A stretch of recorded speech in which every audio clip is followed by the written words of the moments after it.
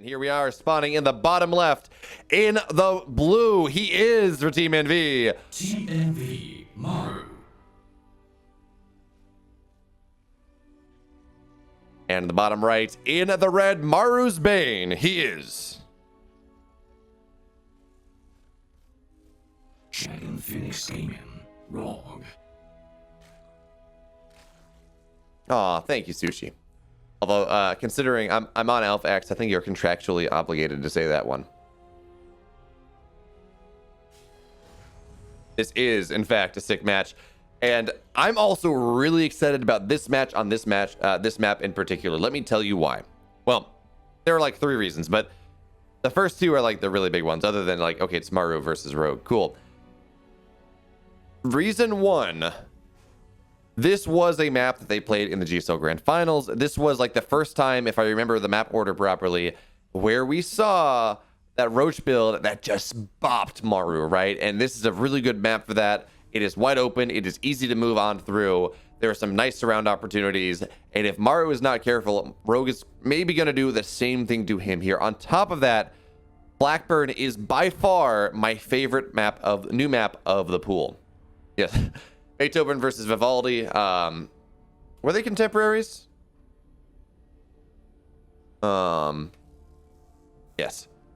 This map is either this matchup is going to be a bop, or the game itself is going to be a bop. In that, you know, the archaic term for a good song. It's a bop.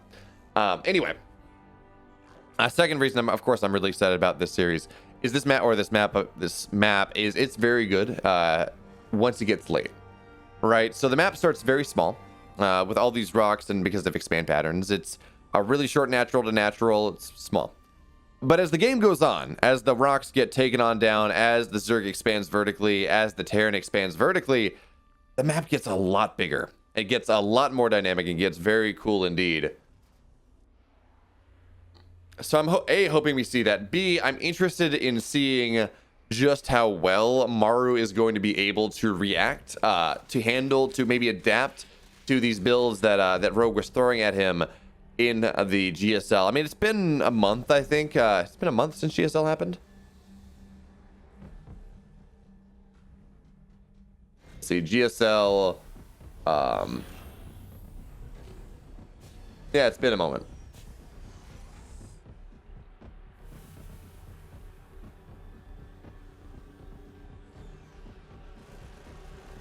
Actually, it was longer ago than I thought it was. Yeah, May 6th. So about 2 months ago, we saw Rogue do that. And what's also interesting here, by the way, I haven't really talked about it, but because it really didn't matter all that much, but MARU did not get a wall on his high ground. You might say, why would you do that? I mean, walls are important against Zerg. Not in this matchup. That's just not really the standard build. But as I say that, we have a bunch of Zerglings on the way. Speed is just about done here at that 330 timing, and there are only 2 Hellions on the map. Now, eventually there will be 4, but with no wall here in the main or the natural, Rogue may just be able to steamroll things. I mean, he does have a 3rd on the way, more Overlords on the way, but a lot of these Zerglings, they're just going to run across the map, and if MARU is not careful, it's going to be a big problem. But okay, the Zerglings are going to line on up here, and yes, the Hellions will be able to prevent this from happening. Rogue, he rolled the dice. He was like, maybe the Hellions are going to be out on the map, but no, the Hellions were there. And Zerglings on the high ground ramp.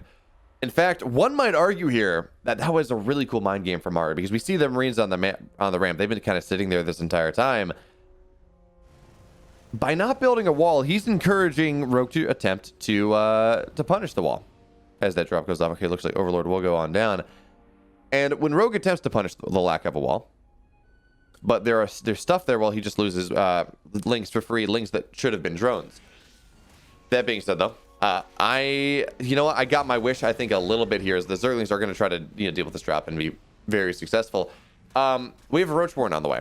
We should see Evo Chambers going on down as well, and I think we're just going to see 1-1 Roach Max here from MARU, or from Rogue, but not if MARU is just able to get everything done, is able to kill off his opponent's economy before anything really happens too significantly here. 8 workers go down, as a couple in the 3rd, but primarily 6 workers in the main base do go on down here. Overlords as well. Not enough Zerglings to make this defense happen, because the Roach Warren's not done yet. We saw Rogue just holding off a little bit. He's like, look, I don't need that too many defensive units. I don't want to have to worry about that. I have my Roach Warren suit. I don't want to have to build Zerglings. But unfortunately for him, he did not build enough, losing too many to that the attempted aggression on the other side of the map. And now MARU has himself a little bit of an advantage here as 8 workers go down. Nice pull there in time from Rogue. Is of course, Liberators, they one-tap eggs. So that means that actually he's losing a little bit more as he tries to build more workers and they just get targeted on down. Liberator at the third base, I believe, should die, but that's why the Queens are not here at the moment. So that's a bit of a fun. Okay, Liberators are now dead. And now we're starting to see Queens go on down here. A lot of the energy, healing energy, is gone, but 1 Queen's dead, 2 Queens are dead. Not enough Zerglings here. More and more Zerglings are being made. This is potentially game-ending damage, actually. Drones are going to get pulled to try to defend this. This one drop from MARU is getting... Oh, he's going to get the Queen too. This one drop from MARU is kind of killing Rogue. Right, it's gotten like 3 Queens. It's got 9 odd workers. And Rogue has just not been prepared for this. It is forcing Rogue to buy so much stuff that he does not want, that MARU is just going to be able to hit this massive tempo advantage. Notice, by the way, he's going on up to 5 barracks before his third base. This is... I'm sorry, he has a third base. My bad. Okay, but yeah, Hellion drops coming on in, Zerglings as well, or in Marines as well.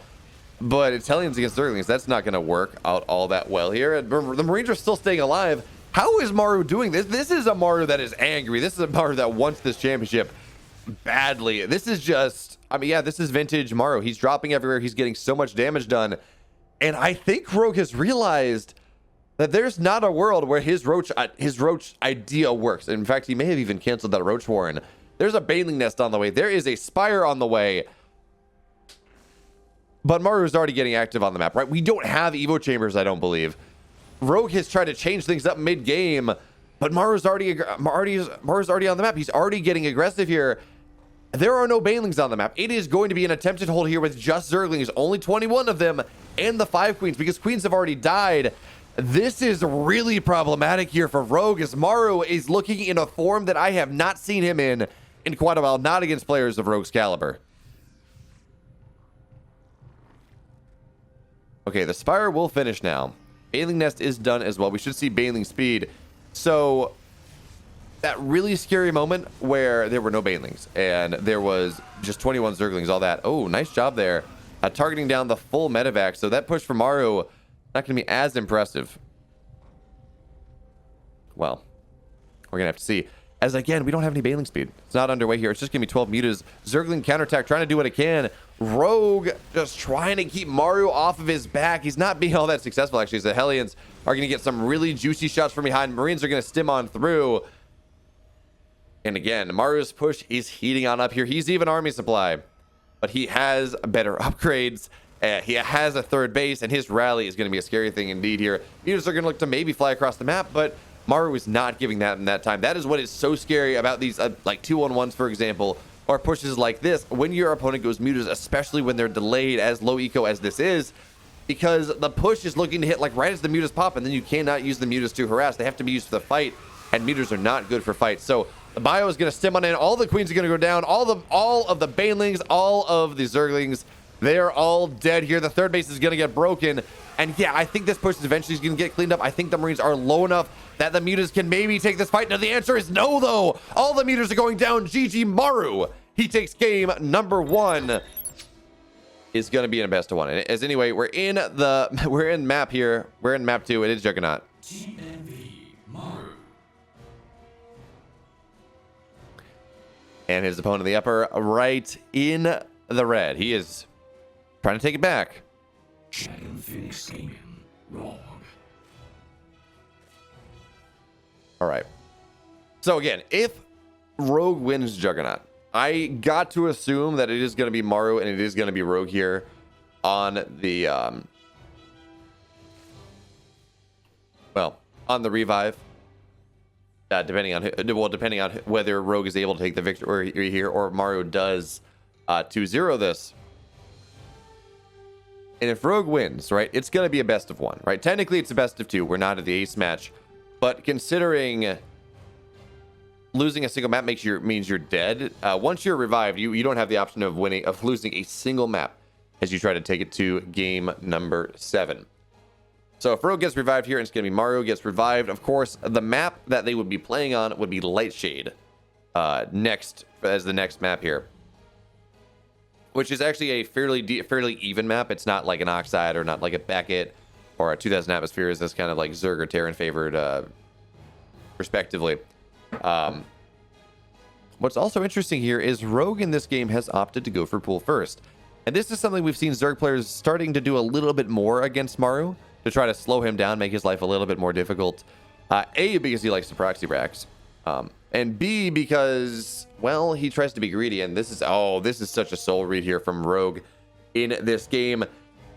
This was reactor first. So the Zerglings now, they're running across the map. Reactor is done. We don't have Marines on the way just yet. So Rogue is going to find his way across the map here. He's dilly-dallying, of course, to avoid Reapers. And actually, if he ran across the map, it would be better for him. But these Zerglings are going to arrive, I think, right as these Marines do pop on out. So maybe not as much of a soul read as I thought it was. Yeah, okay. Rogue's just running home with this.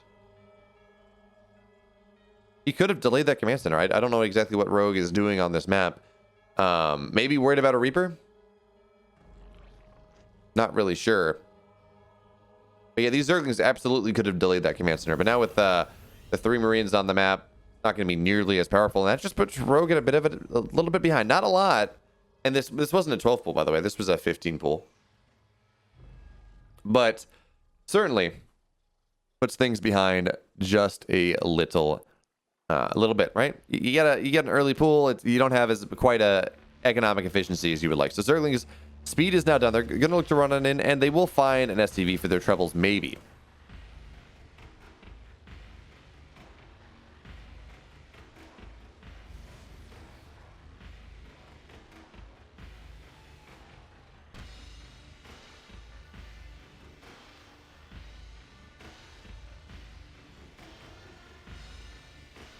No, not really. And look at this. MARU not interested in dilly-dallying in this game. I'm like, yeah, I don't think MARU's going to do Hellbats. I don't think it's a very good build anymore. But nope, it's going to be a Hellbat build here with, okay, so there are a bunch of different Hellbat builds. In this one, it's going to be Hellbat. It's going to be Medivacs. It's going to have 6 Marines joining on in. And Rogue, in particular, has been known to die to these Hellbat builds. There was a build that TY did that actually hit at 4 minutes. It was like earliest possible Hellbats. And it was rather scary. Rogue just died to that one. Rogue, though, will have 6 Queens out by the time that this push does happen, and he's building more and more Zerglings. It seems like he's at least somewhat aware of what's happening, or at the very least, he wants to get aggressive on his own. But 6 Queens, if you have the proper micro, should be enough, especially with 12 more Zerglings on the way. But the Hellbats are already here. Marines are moving on in, and we have a Zergling run by as well. So as long as Rogue holds this, he should be in a fantastic position. Notice, of course, he's going to look to target down the Medivacs first and foremost, do what he can to prevent that healing from happening. But the Queens are starting to go on down here. 1 Queen is low, 2nd Queen is low. Only 3 Queens in the natural. Where are the rest of them? The Queens are going down. The drones are pulled into the Hellbats. Rogue is on death's doorstep here, and MARU looks like he's just seconds away from 2-0ing the GSL champion Rogue. You can see the despair in his eyes here as the Queens are going on down. The single G, MARU will slay Rogue, and now we need a revive. Rogue, DPG on death's doorstep here. I don't know who's coming back.